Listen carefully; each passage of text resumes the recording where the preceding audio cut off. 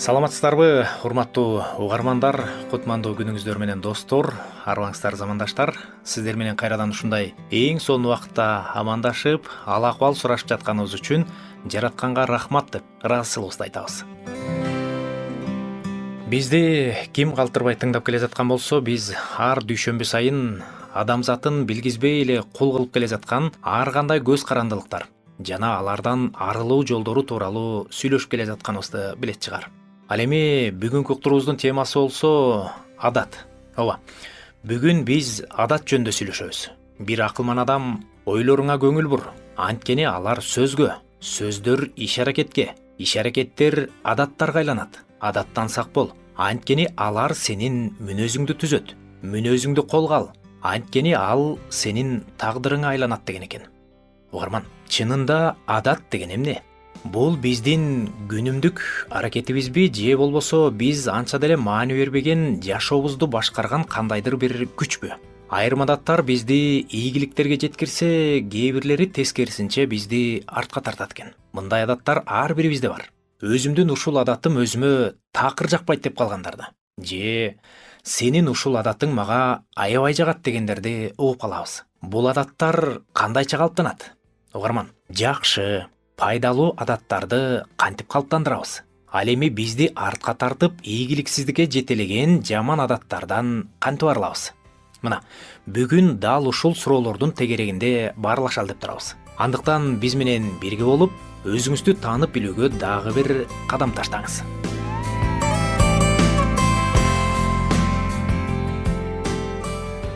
Адаттар кантип калыптанат? Адат бул убакыттын өтүшү менен автоматташкан аракет экен. Тагыраагы башында ойлонуп, же болбосо күч жумшап аткарган иш, кийин мээбиз үчүн тааныш болуп, жолго салынып калган ишти биз адат дейт экенбиз.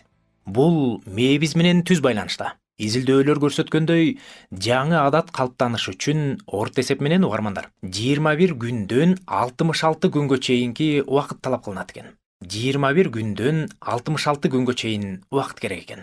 Ал эми Кудай сөзү дагы күн сайын акыл оюбузду жаңылантып турушубуз керектигин мындайча айтат. Кудайдын жакшы, өзүнө жаккан жана жеткилең эрки эмне экендигин таанып билүү үчүн акыл оюңарды жаңылантып туруу аркылуу толугу менен өзгөрүлгүлө дейт. Анда эмесе алгач жакшы адаттарды калыптандыруу тууралуу сүйлөшөлү. Жакшы адат бул адамдын ден соолугуна, психологиялык абалына, карым-катнаштарына, билимине же жалпы жашоо сапатына оң таасир берген, үзгүлтүксүз жана автоматтык түрдө аткарыла турган пайдалуу иш аракет. Башкача айтканда, жакшы адат бул адамдын максатына жетүүсүнө жардам берген, жашоону жеңилдеткен, өнүктүргөн жана бекемделген жүрүм-турум образы болуп саналат. Жакшы адаттарды өстүрүү же аларды дагы да бекемдөө эмне үчүн маанилүү? Жакшы адаттарыбызды өстүрө турган болсок, биринчиден өзүн өзү башкарууга жардам берет. Экинчиден стресс деңгээлин азайтат же такыр эле стресске түшүүгө жол бербейт экен. Үчүнчүдөн иштин сапатын жана продуктивдүүлүгүн арттырат. Ошондой эле төртүнчүдөн өмүр бою пайдалуу пайдаларды берет. Анан бешинчиси жашоого туруктуулук жана тартип киргизет экен. Анда эмесе жакшы адаттарды калыптандыруунун эң алгачкы кадамы же болбосо эң биринчиси максат коюу жана тактоо экен. Угарман, жакшы адатты калыптандыруунун биринчи кадамы аны так жана ачык аныктоо. Түшүнүктүү болуп жатабы? Кайсыл бир жакшы сапатты же кайсыл бир жакшы ишти адат кылгыңыз келсе, алгач максат коюу шарт экен. Сиздин максаттар анык, так болуусу шарт. Мисалы, эгер сиз күн сайын китеп окуш керек эле десеңиз, муну менен сиз китеп окууга болгон каалооңуз бар экенин билдирип жатасыз. Бирок сиз күнүгө 1 же 2 барактан китеп окуйм десеңиз, бул кандайдыр бир максат экени көрүнүп турат. Айырмасын көрүп жатасызбы? Биринчиси каалоо, кыялыңыз ошондой экенин билдирдиңиз. Бирок бул максат эмес. Болгону бул каалоо жана кыял. Ал эми экинчиси тагыраагы ошол каалоо же кыялыңызды ишке ашыруунун кийинки кадамы максат коюу. Анда эмесе максат жөнүндө бир аз кененирээк сүйлөшөлү. Максатка жетип же жетпей жатканыбызды байкоо үчүн угарман, кандайдыр бир ченемдер, даталар менен ченелиши керек экен. Эгер максатыңыз күнүгө 1-2 барактан китеп окуу болсо, бир айда канча барак китеп окууруңуз сизге белгилүү болот. Максатыңызга жетүүдөгү ийгиликтериңизди сезүү чынында абдан шыктандырат. Аз-аздан, кадам артынан кадам таштоо менен ийгилик байкала баштайт. Ошондой эле угарман, максаттар реалдуу болуусу дагы зарыл экен. Коюлган максатка жетүүгө адамдын көзү жетиши керек. Бул жерде албетте бизге ишеним дагы жардамга келерин унутпашыбыз керек деңизчи. Себеби адамга мүмкүн болбогон Теңирге мүмкүн экенин биз ыйык жазуудан окуйбуз. Биз сыйынып көп нерсе үчүн керемет жолдор менен аткарып бер деп суранабыз. Жана Теңир эркине туура келгенин биздин акылга сыйбас жолдор менен ишке ашырып берет. Бирок адам өзүнүн алдына колдон келе турганын акылга алчап туруп максаттарды коюусу шарт. Инжил китебинде дагы Лука жазган жакшы кабардын 14-бөлүмүнүн 28-аятынан ары көздөй мындай делет. Силердин араңардан бирөө мунара курмакчы болсо, ал аны бүтүрүүгө каражаты жетер жетпесин билиш үчүн адегенде отуруп алып, курулуш чыгымын эсептеп чыгат да. Болбосо пайдуу алынгана салып, мунараны бүтүрө албай калганын көргөн кишилердин баары бул киши кура баштады эле. Бирок бүтүрө алган жок деп аны шылдың кылышат дейт. Бул жактан окуганыбыздай, белгилүү бир алдыга коюлган максатты ишке ашырууда убакытты дагы белгилеп алган дурус. Эгер угарман, максатыңызга жетүү үчүн кандайдыр бир убакыт аныкталбаган болсо, эртең, бүрсү күнү, кийинки биринчи күнү баштайын деп созуп жүрө бересиз дагы, коюлган максатка жетүүдө ийгиликсиз куружалак калып, баягы сиз жеткиңиз келген нерсе сиздин кыялыңыз боюнча эле кала берет экен. Ошондуктан максатка жетүү процессинин баштапкы датасын жана бүтө турган убактысын так аныктап жазып алуу абдан маанилүү. Ошентип алдыдагы тапшырманы аткарууну максат кылдыңыз. Убактысын белгиледиңиз, жаздыңыз. Эми баардыгы жакшы болоруна үмүт менен алга кетүү гана керек. Угарман, колду түшүрбөңүз. Кыйынчылыктарга эч качан алдырбаңыз. Максаттарыңызга жетүүгө токтоосуз. Майда болсо дагы кадамдарды кылууңуз жардам берет.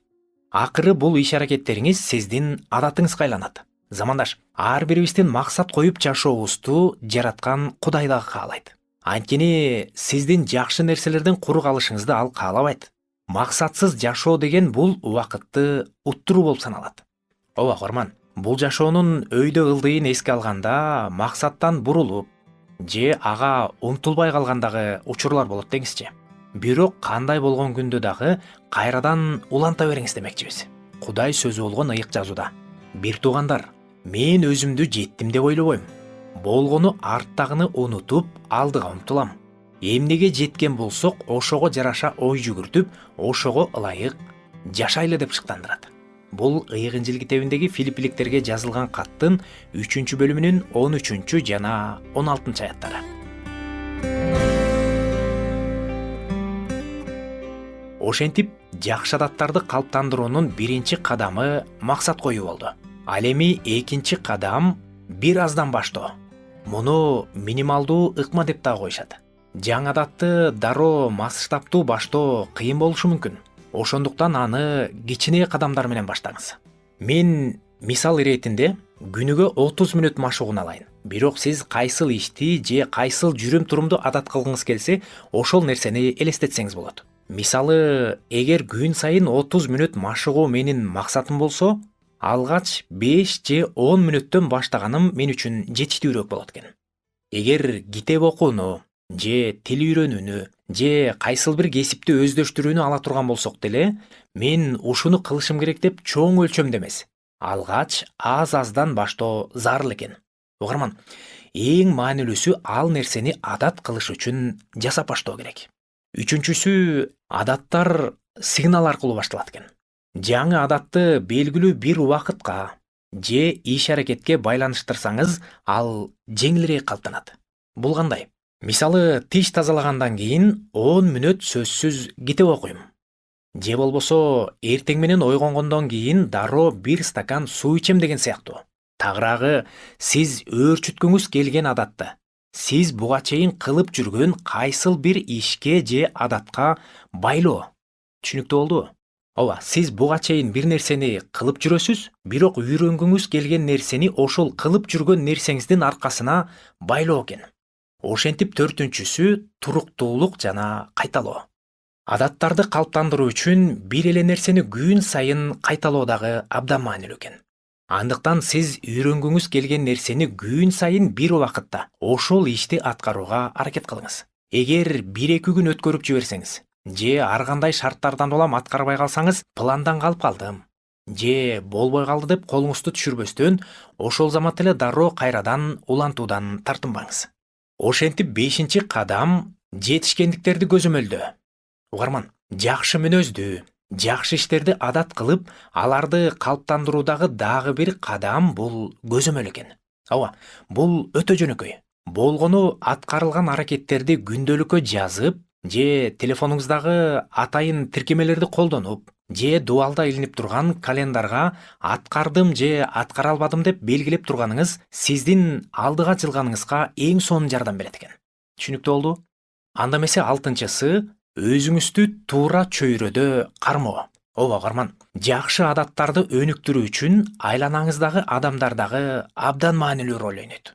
Мисалы, эгер сиз дени сак жашоону тандадыңыз дейле, анда сиз үчүн ошол максатка умтулган достор менен аралашуу абдан пайдалуу. Же эгер сиз Кудайды дагы да тереңирээк тааныгыңыз келип, рухий жактан дагы да өсүүнү каалап жатсаңыз, анда сиз сөзсүз ошондой баалуулуктагы адамдар менен баарлашып, алар менен тыкыз байланышта болгонуңуз сизге кыйла көп жардамы тийип, демиңизге дем кошот. Элибизде дагы жакшынын шарапаты тиет, жамандын кесепети жетет деген сөз бар. Ал эми Кудай сөзүндө болсо, пайдасыз куру сөздөрдөн кач. Анткени куру сөз менен алек болгондор адилетсиздик жолунда илгерилешет. Алардын сөзү денеге тараган рак оорусу сыяктуу тарайт деп бизди жаман чөйрөдөн оолак болууга чакырат. Бул Тимотейге жазылган 2-каттын 2-бөлүмүнүн 16 жана 17 аяттарында жазылган. Ошондой эле Дөөт пайгамбардын забуру аркылуу дагы мындай деп чакырат. 1-забур 1-аят. Кудайсыздардын кеңешмесине барбаган, күнөөкөрлөрдүн жолунда турбаган, бузулгандардын жыйынында отурбаган адам бактылуу дейт. Угарман, бул аятта 3 деңгээлдеги рухий абал сүрөттөлөт. 1-си барып, 2-си туруп, 3-сү отуруп жана андан качуу зарыл экени белгиленет. 1-си Кудайсыздардын кеңешмесине барбаган дейт. Бул бөлүк кылмыштуу же ыймансыз адамдардын акыл кеңешин укпаган адам жөнүндө. Бул жашоонун башталышы. Адам кайсы таасирлерди угат? Кимдин сөзүнө кулак салат? Бактылуу болгусу келген адам жамандыктын жолун актаган же жамандыкты сунуштаган кеңештерден качкан адам. Ошентип 2-си күнөөкөрлөрдүн жолунда турбаган дейт. Бул жерден биз бир тепкич жогору кете алабыз. Буга чейин кеңеш угуп жаткан болсо, эми жашоосун ошол жол менен улантып, күнөөкөрлөр сыяктуу иш кылуу башталат. Ал эми бактылуу адам күнөөкөрлөрдүн жүргөн жолун өзү үчүн туура эмес деп эсептеп, ал жолго түшпөйт. Бул жаман иштерге аралашпоону билдирет. Ошентип 3-сү бузулгандардын жыйынында отурбаган. Бул акыркы деңгээл. Адам ошол күнөөкөр чөйрөнүн туткуну, мүчөсү болуп калган учур. Отурган деген сөз, угарман, бир жерде туруктуу болуп калууну, ошол чөйрөнүн бир бөлүгү болуп калды дегенди билдирет. Бузулган адамдардын арасында жашоону нормалдуу көрүнүш катары кабыл алуу бул эң кооптуу абал. Ошентип бул аят аркылуу Кудай бизге төмөнкүдөй эскертүү берет. Кимди угуп жатасың? Кимдер менен жолдош болуп жатасың? 3-сү кайсы чөйрөнүн мүчөсү болуп калдың? Угарман, бул суроолорго берилген жооптор ар бир адамдын жашоосун аныктайт. Ошентип биздеги жакшы адаттарды өөрчүтүүдөгү 6 пункт өзүңдү туура чөйрөдө алып жүрүү болду.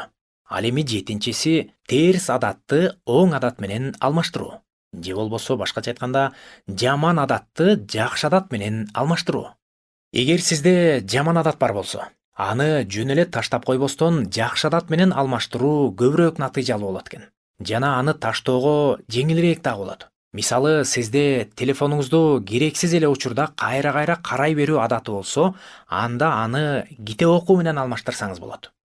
Ыйгынжилдеги Галаттыктарга жазылган каттын 1-бөлүмүндөгү аяттар аркылуу Кудай адамда 2 карама-каршы жашоо мүнөзү бар экенин айтат.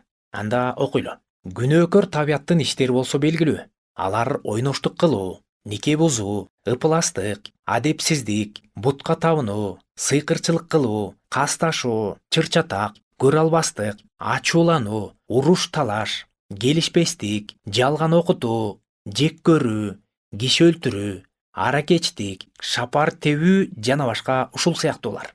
Силерге мурда эскерткенимдей эле дагы да эскертемин. Мындай кылуучулар Кудайдын падышачылыгын мурасташпайт деп. Бирок анын ордуна рухтун жемиштери болушу керектигин мындайча сүрөттөйт. Рухтун жемиши болсо булар: сүйүү, кубаныч, тынчтык, чыдамдуулук, ак көңүлдүк, боорукердик, ишенимдүүлүк, момундук, өзүн өзү токтото билүү. Буларга каршы мыйзам жок дейт. Булар кайсыл жакта жазылган дейсизби? Ооба, булар ыйык Инжилдеги Галаттыктарга жазылган каттын 5-бөлүмүнүн 19-аятынан 23-аятына чейин жазылган. Угарман, жаман адаттарды рухтун жемиштери менен алмаштыруу Кудайга жакын жашоонун белгиси.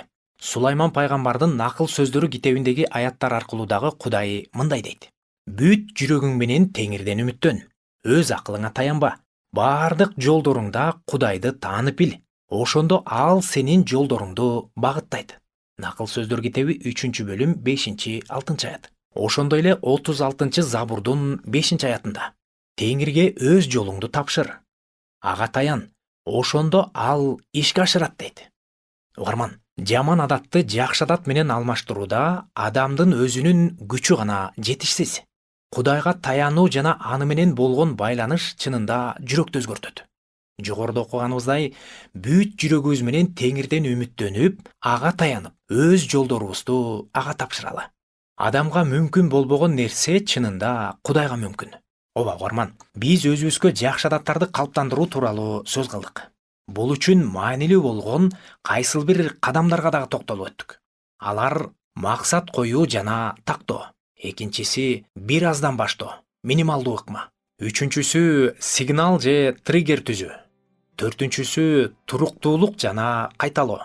Бешинчиси жетишкендиктерди көзөмөлдөп туруу. Алтынчысы болсо өзүңдү туура чөйрөдө кармоо. Ошентип жетинчиси терс адатты оң адат менен алмаштыруу тууралуу сөз кылдык. Ооба угарман, жаман болуш бир паста, жакшы болуш аста-аста дегендегидей, жакшы адат бир күндө эле пайда боло койбостугуна. Ал убакытты, эркти, чыдамдуулукту жана туруктуулукту талап кыларын биргеликте карап өттүк. Уктурубуздун аягында оңой эмес ушул иштерде жараткан баарыбызга күч берсин деген тилекти айта кетким келет. Жогоруда дагы айта кеткенибиздей, кандай гана иш кылбайлы, жараткан Кудай Теңирге таянууну эстен чыгарбайлы. Анткени анын сөзүндө: кимиңерге акылмандык жетишпей жатса, баарына берешендик менен жемелебестен берген Кудайдан сурасын. Ага берилет дейт. Бул ыйык Инжилдеги Жакыптын каты 1-бөлүм 5-аят болду. Кайталайын.